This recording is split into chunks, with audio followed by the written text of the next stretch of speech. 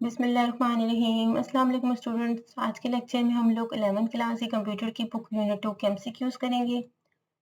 Unit का name है computational thinking and algorithm. Question number 1 is select the best answer for the following MCQs. First MCQs is a complexity of algorithm depends upon. Algorithm की complexity किस पे depend करती है? Means कि एक algorithm हो उस कि वो कितना डिफिकल्ट है, कितना कॉम्प्लेक्स है, वो किस पे डिपेंड करेगा? हमें कैसे पता चलेगा कि एल्गोरिथम जो कॉम्प्लेक्स है? Option A time only, option B space only, option C both time and space, option D none of above. अच्छा, एल्गोरिथम की कॉम्प्लेक्सिटी चेक करने के लिए ये देखा जाता है कि अगर एक एल्गोरिथम जितना ज़्यादा एग्जीक्यूशन के दौरान जितना ज़्यादा टाइम कंज्यूम करेगा, ठीक है, जितना ज़्यादा टाइम लेगा और जितनी स्पेस जो है वो कवर करेगा, ठीक है, मीन्स कि मेमोरी में जितनी जगह लेगा वो उतना ही जो वो एल्गोरिथम क्या होगा, अगर वो ज़्यादा टाइम लेगा, ज़्यादा स्पेस लेगा, इसका मतलब है कि वो एल्गोरिथम जो है वो उतना ही कॉम्प्लेक्स है, ठीक है, उतना ही जो है वो डिफ़िकल्ट है, ठीक है। और अगर वो कम स्पेस लेगा, ठीक है, एग्ज़ीक्यूशन के दौरान और साथ ही टाइम भी कम कंज़्यूम करेगा, इसका मतलब होगा कि वो एल्गोरिथम जो है वो उतना ही सिंपल है, ठीक है। तो इसमें जो है दोनों चीज़ें देखी जाती हैं, टाइम भी देखा जाता है और स्पेस भी देखी जाती है, ठीक है। एल्गोरिथम की कॉम्प्लेक्सिटी चेक करने के लिए इन दोनों चीज़ों को देखा जाता है, तो इसमें जो ऑप्शन सी है वो करेक्ट ऑप्शन है, both time and space. An algorithm can be represented through. अच्छा, एक एल्गोरिथम को जो हम किस तरह से जो है वो किस ज़रिए से जो है वो रिप्रेज़ेंट कर सकते हैं, ठीक है। एल्गोरिथम जो है वो उनको हम डिफरेंट तरीके से जो है उनको रिप्रेज़ेंट कर सकते हैं, ठीक है। अगर एल्गोरिथम आपके पास जो है वो क्रिएट होगा, ठीक है, बना हुआ होगा, तो आप जो है उसका फ्लो चार्ट भी डिज़ाइन कर सकते हैं। एल्गोरिथम का आप जो है उसको देखते हो, आप सूडो कोड भी जो है वो भी डिज़ाइन कर सकते हैं। साथ ही जो इंस्ट्रक्शंस भी जो है वो कॉमन लैंग्वेज में एल्गोरिथम के थ्रू जो है वो दे सकते हैं। तो यहाँ पे जो करेक्ट ऑप्शन है वो ऑप्शन नंबर डी है, all of the mentioned above, क्योंकि इसमें ये तीनों चीज़ें आ जाएंगी, फ्लो चार्ट्स भी आ जाएगा, सूडो कोड भी, इंस्ट्रक्शंस इन कॉमन लैंग्वेज भी। 3 है, there are two algorithms, suppose A takes 1.41 milliseconds while B takes 0.9 milliseconds. Which one of them is better considering all other things the same? अच्छा, यहाँ पे suppose करें कि 2 algorithm है, ठीक है। एक जो एल्गोरिथम है उसको ए का नाम दे दिया है, वो जो है उसके एग्जीक्यूशन के दौरान वो कितना टाइम ले रहा है, 1.41 मिलीसेकंड्स का टाइम ले रहा है। जो सेकंड एल्गोरिथम है जिसका नेम बी है, वो जो एग्जीक्यूशन के लिए के दौरान जो है वो 0.9 मिलीसेकंड्स का टाइम ले रहा है। तो आपने बताना है कि इन दोनों में से कौन-सा जो है वो ज़्यादा बेहतर जो है वो एल्गोरिथम है, ए वाला या बी वाला, ठीक है। बाकी सब चीज़ें उसमें सेम है, ठीक है। टाइम जो है वो डिफरेंस है कि एक जो है वो 1.41 मिलीसेकंड का टाइम ले रहा है और जो बी वाला है वो 0.19 मिलीसेकंड टाइम ले रहा है। अच्छा, बेहतर है मीन्स कि कितना जो है इन दोनों में से कौन-सा ज़्यादा बेहतर एल्गोरिथम है।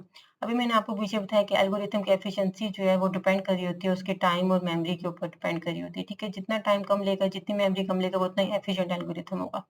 तो यहाँ पे देखिए, क्योंकि यहाँ पे टाइम के बारे में बताया हुआ है, तो कौन-सा एल्गोरिथम जो है वो कम टाइम ले रहा है। जो एल्गोरिथम बी है वो एल्गोरिथम ए के कंपेयर जो है कंपैरिज़न वो ज़्यादा कम टाइम ले रहा है। इसका मतलब है कि जो बी वाला एल्गोरिथम है वो ज़्यादा बेहतर है एज़ कंपेयर ए के। तो इसमें जो करेक्ट ऑप्शन ऑप्शन बी है, B is better than A. Next है 4 वाला MCQs, considering an array as 10 elements and the searching element is at array index 6. A starting element is present at index 0. How many comparisons are required to search an element using linear search? अच्छा, इसमें suppose करें, consider करें कि array है, ठीक है, जिसमें 10 elements हैं और जो सर्चिंग एलिमेंट है वो इंडेक्स 6 में है, ठीक है। यहाँ पे देखिए मैंने आपके लिए एक एरे डिज़ाइन की यहाँ पे, ठीक है। ये मैंने जस्ट आप लोगों को समझाने के लिए डिज़ाइन की, ठीक है, इसका और कोई मकसद नहीं है। अच्छा, एक एरे जिसमें 10 एलिमेंट्स है। अब ये मैंने एक एरे बनाई है, ठीक है। एरे ये होती है जिसमें, ठीक है, रोज़ एंड कॉलम्स से मिलके बनती है एक एरे। अब ये एक एरे है, ठीक है, इसमें 10 एलिमेंट्स है। देखिए 1 2 3 4 5 6 7 8 9 10, टोटल 10 एलिमेंट्स हैं। और जो एलिमेंट सर्च करना है, ठीक है, लीनियर सर्च यूज़ करते हुए, ठीक है, लीनियर सर्च का मेथड यूज़ करना है। उसको यूज़ करते हुए जो एलिमेंट सर्च करना है वो इंडेक्स 6 में है। अब ये जो 0 1 2 ये मैंने लिखी है, इसका इंडेक्स है। इंडेक्स मतलब होता है कि एरे का एड्रेस, मीन्स कि जो फर्स्ट इसका एरे का जो ये फर्स्ट एलिमेंट है इसका एड्रेस 0 है, सेकंड एलिमेंट का एड्रेस 1 है, थर्ड एलिमेंट का एड्रेस 2 है, ठीक है, इसको इंडेक्स कहा जाता है। अब वो कह रहा है कि जो जिस एलिमेंट को सर्च करना है वो इंडेक्स 6 पे पड़ा हुआ है। अब ये इंडेक्स 6 है, ठीक है, इस पे जो एलिमेंट पड़ा हुआ है, सपोज करें कि मैंने 5 लिखा हुआ है, इसको आपने सर्च करना है। और कह रहे हैं कि जो स्टार्टिंग एलिमेंट है, इनके जो स्टार्टिंग एलिमेंट है वो कौन से इंडेक्स पे है, वो 0 इंडेक्स पे है, ठीक है, ये 0 इंडेक्स पे ये स्टार्टिंग एलिमेंट है। और आपने 6 वाले इंडेक्स को 6 वाला जो इंडेक्स का एलिमेंट आपने इसको सर्च करना है, मीन्स का 5 को सर्च करना है, तो इसमें कितने कंपैरिजन आपको करने पड़ेंगे। अब इस 5 तक पहुंचने के लिए इधर तक कितने जो है वो एलिमेंट्स बनते हैं टोटल, 1 2 3 4 5 6 7, टोटल 7 एलिमेंट्स बनते हैं। इसका मतलब है कि हमें 7 एलिमेंट्स की कंपैरिजन करनी पड़ेगी, ठीक है। मीन्स के 3 एंड 2 को पहले कंपेयर करना पड़ेगा, फिर 2 एंड 4 को कंपेयर करना पड़ेगा। इस तरह करते करते हमें 6 तक पहुंचने के लिए, ये जो इंडेक्स 6 है, इस तक पहुंचने के लिए हमें टोटल 7 कंपैरिजन करने पड़ेंगे, ठीक है। तो इसका जो करेक्ट ऑप्शन है ऑप्शन सी है 7। अगर सपोज करें यहाँ पे अगर कहता है कि इंडेक्स 8 वाले के एलिमेंट को आपने सर्च करना है, ठीक है। मीन्स की जो 8 इंडेक्स में एलिमेंट पड़ा हुआ है जो 10 है, इसको आपने सर्च करना है, तो फिर कितने कंपैरिजन करने पड़ते हैं। यहाँ तक आप एलिमेंट काउंट कर लेते, 1 2 3 4 5 6 7 8 9, टोटल 9 कंपैरिजन करने पड़ते। अच्छा, नेक्स्ट एमसीक्यूज है, in computer science the computational artifacts को इंक्लूड, ठीक है। कि कंप्यूटर साइंस में जो कंप्यूटेशनल आर्टिफैक्ट्स है उसमें क्या क्या इंक्लूड हो सकता है, ठीक है। क्या क्या इंक्लूड हो सकते हैं। अब बेसिकली आपको कंप्यूटेशनल आर्टिफैक्ट्स का तो पता होना चाहिए वो क्या है, ठीक है। कंप्यूटेशनल आर्टिफैक्ट्स जो है वो बेसिकली जो है वो ह्यूमन मेड, ठीक है। मीन्स के ह्यूमन मेड टूल्स होते हैं, ठीक है। टूल्स भी कह सकते हैं उनको, सिस्टम्स भी कह सकते हैं उनको, डॉक्यूमेंट्स भी कह सकते हैं, ठीक है।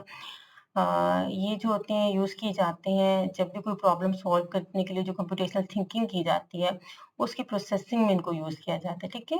ये जो कंप्यूटेशनल आर्टिफैक्ट्स होते हैं ये ह्यूमन मेड नमूने होते हैं, ठीक है, जिसमें जो है वो आपके सिस्टम्स भी, टूल्स भी हो सकते हैं, ऑब्जेक्ट्स भी हो सकते हैं, जिनको जो है वो कोई भी प्रॉब्लम सॉल्व करते वक़्त उनकी जो है वो कंप्यूटेशनल थिंकिंग के प्रोसेसिंग में यूज़ किया जाता है। अब इसमें क्या-क्या इंक्लूड हो सकते हैं, इसमें प्रोग्राम्स भी हो सकते हैं, ठीक है, कंप्यूटेशनल आर्टिफैक्ट्स, सिमुलेशंस भी हो सकते हैं, वीडियोज़ भी हो सकते हैं और भी बहुत सारी हैं, ठीक है, लेकिन ये 3 उन्होंने यहाँ पे बताई हुई हैं। तो इसमें जो ऑप्शन डी है वो करेक्ट ऑप्शन है, ठीक है, इसमें ये तीनों आ जाती हैं। नेक्स्ट है, in the planning phase of computational artifacts development following is included in. अच्छा, कंप्यूटेशनल आर्टिफैक्ट्स की डेवलपमेंट में, ठीक है, जो फेज है प्लानिंग फेज, उसमें क्या-क्या इंक्लूड है। अब जो प्लानिंग फेज है उसके अंदर ये लॉजिक्स भी देखी जाती हैं, ठीक है, डेटा स्ट्रक्चर्स को भी देखा जाता है, कंट्रोल स्ट्रक्चर्स को भी देखा जाता है। इसमें जो ऑप्शन डी है वो करेक्ट ऑप्शन है, ठीक है। इनमें सब चीज़ों को प्लानिंग फेज के अंदर देखा जाता है, ठीक है, उन सब के ऊपर काम होता है।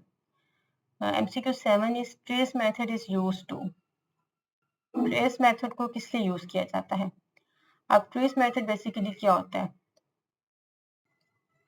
ट्रेस मेथड जो है वो बेसिकली जब हम लोग कंप्यूटेशनल आर्टिफैक्ट्स में जो एल्गोरिथम्स होते हैं, ठीक है, एल्गोरिथम को सिस्टम में एग्जीक्यूट करने से पहले, ठीक है, सिस्टम में एग्जीक्यूट करने से पहले, वहाँ पे रन करने से पहले जो है इसको ड्राई रन करके देखा जाता है, ठीक है। ड्राई रन मीन्स कि इसको चेक किया जाता है क्या ये एल्गोरिथम जो सही वर्क कर रहा है कि नहीं कर रहा है, ठीक है। उस मेथड को जो है ट्रेस मेथड कहा जाता है, ठीक है। मीन्स सिस्टम में एग्जीक्यूट करने से पहले उसको जो ह्यूमन जो है वो उसकी हेल्प से जो है उसको ड्राई रन करके देखा जाता है कि सही वर्किंग कर रहा है कि नहीं। तो यहाँ पे जो इसको किस लिए यूज किया जाता है, hand simulated execution algorithm. Next है 8 MCQs, trace table are use to dash. अच्छा, ट्रेस टेबल किस लिए यूज किया जाता है। ट्रेस टेबल जो बेसिकली जो ये पीछे हमने क्या किया था, ट्रेस मेथड, ठीक है। ट्रेस मेथड के लिए को यूज़ करते वक़्त जो टेक्नीक यूज़ की जाती है, ठीक है, मीन्स कि एल्गोरिथम को ड्राई रन करते वक़्त जो टेक्नीक यूज़ की जाती है, उसको ट्रेस टेबल कहा जाता है, ठीक है। ये बेसिकली एक टेक्नीक है ट्रेस मेथड के अंदर। अब इसमें क्या किया जाता है, जो एल्गोरिथम होता है उसको इसमें ड्राई रन करते वक़्त ट्रेस टेबल को यूज़ किया जाता है। इसमें जो है वो एल्गोरिथम को ड्राई रन करके देखा जाता है। फिर ये भी देखा जाता है कि उस एल्गोरिथम में अगर कोई इनपुट दी गई है, तो उसके रिज़ल्ट क्या आ रहा है, मीन्स कि उसकी आउटपुट क्या आ रही है, उसको चेक किया जाता है, ठीक है, उसको टेस्ट किया जाता है। और साथ ही जो है अगर उसमें कोई जो भी आपको इनपुट के लिए जो वेरिएबल दिया गया है, अगर उस वेरिएबल में कोई लूप लगा हुआ है, वो चेंज हो रहा है, तो वो भी जो उस टेबल के अंदर उसको भी ड्राई रन करके देखा जाता है, ठीक है। तो अब इसमें ये तीनों चीज़ें आ जाएँगी। उस टेबल को हम लोग ड्राई रन एल्गोरिथम के लिए यूज़ करते हैं, ठीक है। उसकी जो भी एक्सपेक्टेड आउटपुट होती है उस एल्गोरिथम की, उसको भी टेस्ट किया जाता है। और अगर उसमें कोई लूप लगा हुआ है, वेरिएबल चेंज हो रहा है, तो उसको भी देखा जाता है। तो ये तीनों चीज़ें जो स्ट्रेस टेबल के अंदर यूज़ की जाती हैं। इसलिए ऑप्शन डी जो है वो करेक्ट ऑप्शन है। 9th एमसीक्यूज़ है, एल्गोरिथम आर इवैल्यूएटेड यूजेस, ठीक है। एल्गोरिथम जो है वो किस लिए यूज़ किया जाता है, ठीक है। अ, उसमें क्या जो है आप अंदाज़ा लगा सकते हो उस एल्गोरिथम को यूज़ करते वक़्त। अच्छा, एल्गोरिथम में जो है वो उसकी करेक्टनेस भी और एफिशिएंसी दोनों देखी जा सकती है, ठीक है। जितना एल्गोरिथम करेक्ट होगा, जितना एफिशिएंट होगा, उतना ही जो वो एल्गोरिथम जो है वो उतना सही होगा, ठीक है? तो उसमें करेक्टनेस एंड एफिशिएंसी दोनों को जो है वो देखा जाता है। इसमें ऑप्शन ए, सी वाला जो ऑप्शन है वो करेक्ट ऑप्शन है। अच्छा, यहाँ पे एमसीक्यू जैसे कंप्लीट हो गया। मेरा मकसद डिटेल से समझाने का ये था कि आपको जो है वो हर चीज़ जो है पॉइंट क्लियर हो जाए, क्योंकि ज़ाहिर-सी बात है, आपके बोर्ड के एग्ज़ाम्स होते हैं तो किसी भी तरह से आपको वो एमसीक्यूज़ दे सकते हैं। तो आपको कॉन्सेप्ट बस क्लियर होना चाहिए कि अगर किसी भी तरह से वो आपको वो एमसीक्यूज़ दे भी दें तो आपका कॉन्सेप्ट इतना क्लियर हो कि आप उसको ईज़िली जो है वो सॉल्व कर सकें, ठीक है? इंशाल्लाह नेक्स्ट लेक्चर में इसी यूनिट के शॉर्ट क्वेश्चंस करवाऊँगी। तब तक के लिए इजाज़त दीजिए। अल्लाह हाफ़िज़।